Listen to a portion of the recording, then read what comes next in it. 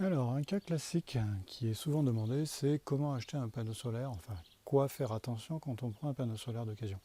Donc ici, c'est l'exemple typique sur lequel je me suis retrouvé confronté. Donc un panneau solaire acheté d'occasion, il y a maintenant quelques semaines, parce qu'en fait j'en ai quelques-uns en stock.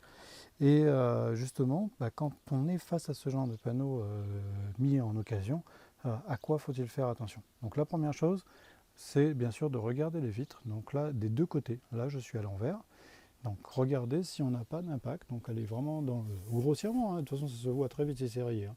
Mais regardez s'il n'y a pas un impact, c'est un choc qui aurait été quelque part.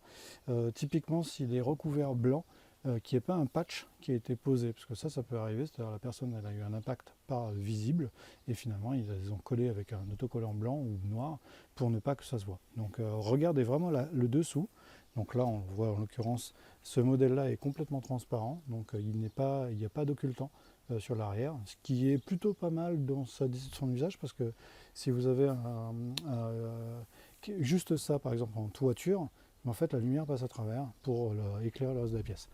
C'est pas du tout le standard actuel. Le standard actuel est vraiment typiquement ce qu'on voit là, c'est-à-dire un occultant placé sur le dessous. Bon bref. Donc regardez d'abord bien sûr le dessous du panneau solaire. Ensuite, faites la même opération sur le dessus. Donc c'est ce qu'on voit ici. Donc regardez vraiment tout en détail si justement vous n'avez pas de rayures importantes, de cassures. Je vous rappelle que ça se met souvent sur les toits, donc ça veut dire que la grêle en ce moment, pour ceux qui ont eu les orages, les panneaux solaires n'aiment pas trop la grêle. Donc ça peut être visible. Regardez ensuite les connecteurs. Si vous avez des choses un peu étranges sur les connecteurs qui se trouvent ici, donc là par exemple, ces bandes-là, si par exemple on aurait une discontinuité ou quelque chose qui serait impacté, donc vraiment les bordures métalliques là, qui sont vraiment les connecteurs électriques qui rejoignent les cellules, vérifiez qu'il n'y a pas quelque chose de visible. Pareil pour les bordures. Alors les bordures, c'est pas non plus le plus important, mais c'est surtout pour savoir s'il n'aurait pas été monté comme une brute, et donc abîmé lors du montage, des montages, etc. Donc tout ça pour dire, vous faites le tour de tout l'élément, de tout le panneau, et de ceux que vous achetez, pour contrôler qu'il est dans un état correct et conforme à ce que vous voulez. Deuxième chose, cherchez l'étiquette. Normalement, vous avez une étiquette qui est posée sur le dessous, donc c'est classique, hein. Je crois qu'ils ont tous la même chose, je vérifie sur les autres. Oui, ils ont tous la même chose. Donc ils ont une étiquette qui permet d'avoir les détails du panneau, et notamment, un petit détail qui est important, c'est les voltages.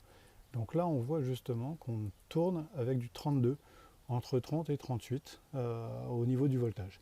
Et bien ça nous permet de pouvoir le tester. C'est-à-dire que là, vous voyez qu'il est à l'envers, hein, pourtant. Ben, rapidement, vous mettez simplement un multimètre, donc réglé sur la partie donc en courant continu, donc moi c'est du voltage automatique, et en DC ici, et on voit si on a un voltage qui sort. Donc là on est à 30, on l'a sur qui marque justement le raté de voltage est à 31, donc du coup 30, 31, sachant qu'on est à l'envers, c'est tout à fait correct. On pourrait bien sûr faire mieux en le mettant à l'endroit pour voir s'il est capable de pouvoir capter correctement. Je vous rappelle le principe du panneau solaire, c'est que tant que le circuit n'est pas fermé, il n'y a pas de production d'énergie. Donc là, c'est simplement parce qu'avec mon voltage, je ferme le circuit, et donc la production d'énergie qui se fait par les cellules est transmise, et donc là, je vois bien que j'ai une production de 30 volts. Donc avec une variation suivant la luminosité, suivant l'éclairage, etc.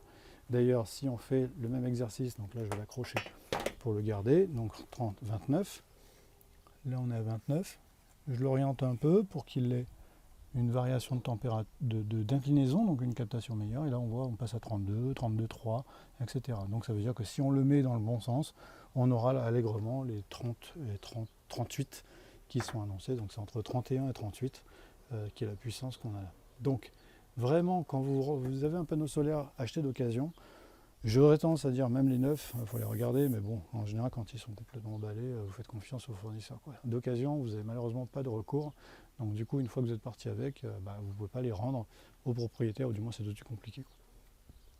Donc faites bien attention à ça. Le dessous, examinez le dessous, examinez le dessus, donc l'autre côté, examinez les montants, pour vérifier qu'ils n'ont pas été défoncés, etc. Et puis ensuite, faire un test de voltage, comme on voit là, donc avec un simple multimètre réglé en courant continu.